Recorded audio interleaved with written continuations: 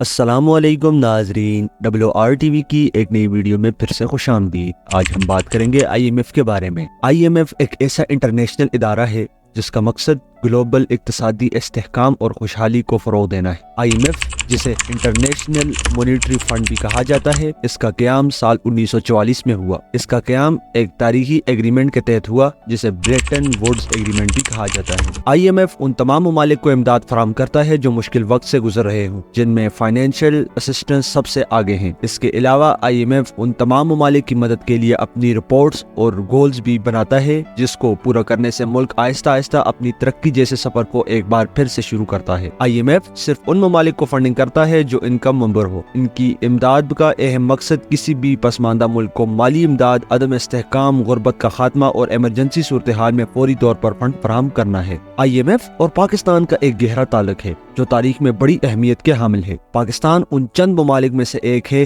جو IMF سے قرضہ لیتا رہتا ہے اور ان کی اقساط جمع کرتا ہے، اس لیے IMF اور پاکستان کے کچھ تاریخی قرضوں پر نظر دوڑاتے ہیں۔ سال 1950-1960 پاکستان نے IMF سے اپنی پہلی مدد یعنی فرسٹ لون سے سال 1958 کو حاصل کیا، جس کا مقصد اس وقت کے حالات کو بہتر کرنا تھا۔ سال 1970 تا 1980 پاکستان نے اقتصادی چیلنجوں کا سامنا کرنا پڑا، جس میں 1971 کی پاکستان انڈیا جنگ اور سال 1973 آئل کرائسس جیسے مسائل سر فہرست ہیں۔ اس قرض کا مقصد بھی پاکستان کو ان مسائل میں مدد فراہم کرنا تھا۔ سال 1990 پاکستان نے SAPS یعنی تعمیراتی شعبے کو فروغ دینے کے لیے IMF سے قرضہ حاصل کیا، جس کو پاکستان میں پرائیویٹائزیشن کا فروغ اور تعمیرات میں نمایاں اضافہ شامل ہے۔ سال 2000 پاکستان کی کرنسی ڈی ویلیو کا شکار ہونا شروع ہوئی، جس میں پاکستان کو ڈیفالٹ ہونے کا خطرہ ہوا۔ اس پر IMF نے پاکستان کی مدد کی اور تقریباً $76 ملین بطور قرض فوری طور پر فراہم کیے۔ سال 2013 پاکستان نے تقریباً $6.6 بلین کا قرض حاصل کیا، جس کا مقصد بھی مزید چیلنجز کا سامنا کرنا تھا۔ سال 2019 پاکستان نے ڈیفالٹ سے بچنے کے لیے